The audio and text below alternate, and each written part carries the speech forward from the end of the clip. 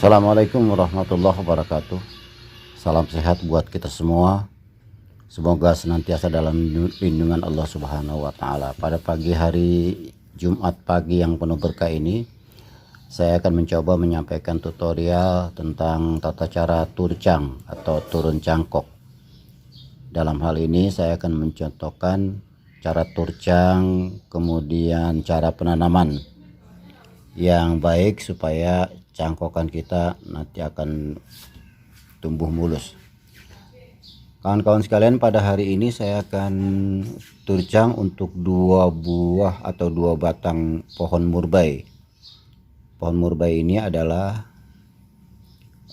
sebagai makanan pokok daripada petani atau peternak ulat sutra. Di samping itu juga pohon murbei ini kita bisa buat bagus sekali untuk bahan pembuatan bonsai berbuah, karena cenderung setiap tumbuh daun tumbuh juga buah, dan nanti akan indah sekali kalau kita bentuk menjadi bonsai berbuah, karena warna buahnya itu beragam, dari ada katakanlah dari mulai hijau, kemudian dia kuning keorenan, kemudian sampai matangnya itu ungu kehitaman. Sebenarnya pohon murbei ini bisa saja dengan cara di stek juga dia bisa hidup, tapi untuk lebih meyakinkan atau lebih memastikan, saya lebih senang dengan cara cangkok. Dan dengan cara cangkok juga kita tidak butuh waktu lama. Nah, sebagai contoh ini dalam waktu kurang lebih 2 minggu sudah menampakkan akar-akar, dan sebaiknya kita potong cangkokan yang akarnya itu sudah warnanya sudah mulai kecoklatan. Saya memperlakukan sebelum kita potong secara utuh atau secara penuh, 2-3 hari sebelumnya, atau katakanlah 1 minggu lamanya, kita lakukan pemotongan separuh.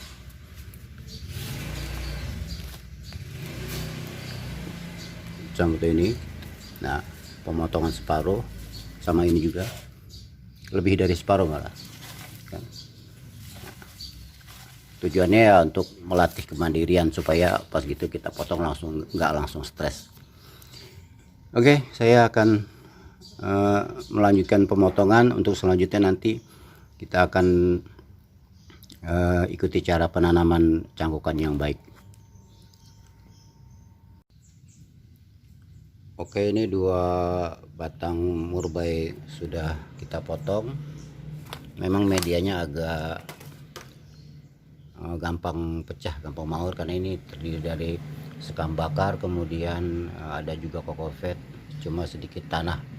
Nggak masalah, yang penting akarnya jangan putus. Nah, sebelum kita melakukan penanaman, kita siapin dulu air untuk penyiraman. Kemudian ini ajir ini untuk membantu supaya pas gitu kita tanam tidak bergerak.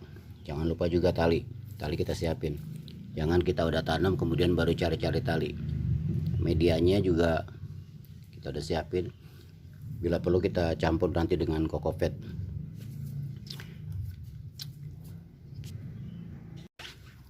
Kawan-kawan sekalian, ini persiapan cangkok ya. Saya lebih cenderung atau lebih senang membuat cangkokan ini atau memotong cangkokan itu agak jauh daripada akar, karena ini nanti kita tancap sampai ke dasar pot juga nggak masalah. Dan ternyata istimewanya pohon murbei ini malah dia tumbuh tunas di bawah cangkokan. Tunas ini juga nanti insya Allah akan hidup, karena murbei ini sekali lagi perakarannya cukup mudah. Nah, setelah kita potong, kita tancap kira-kira segini, setengah daripada isi potnya kita isi untuk sementara separuh. Setelah ini kita tanam, kemudian nanti kita akan melakukan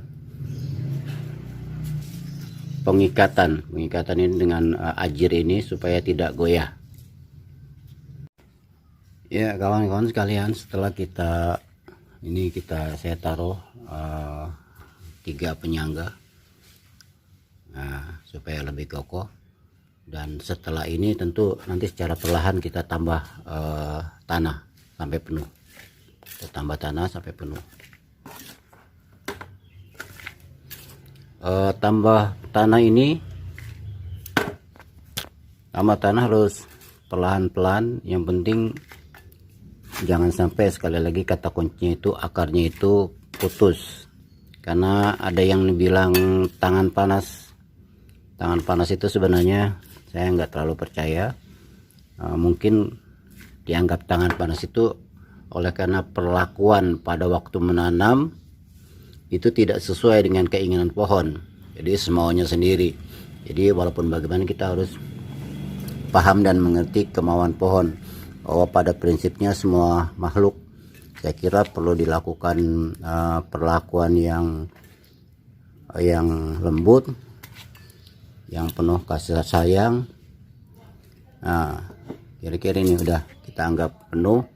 Dan untuk selanjutnya kita lakukan siram untuk menutup rongga-rongga yang ada di dalam pot ini. Dilakukan penyiraman, langsung siram.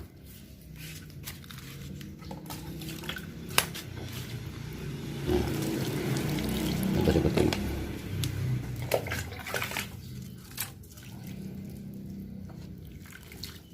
Nah, sampai basah sehingga dia padat dengan sendirinya. Jangan digunakan tangan untuk menekan-nekan daripada media tanah ini, karena dikhawatirkan nanti akar yang baru kita tanam ini putus. Demikian kawan-kawan, mudah-mudahan apa yang saya sampaikan ini bermanfaat, dan jangan lupa terus menanam selagi masih ada waktu dan kesempatan. Sekali lagi mudah-mudahan bermanfaat. Akhiran, assalamualaikum warahmatullahi wabarakatuh.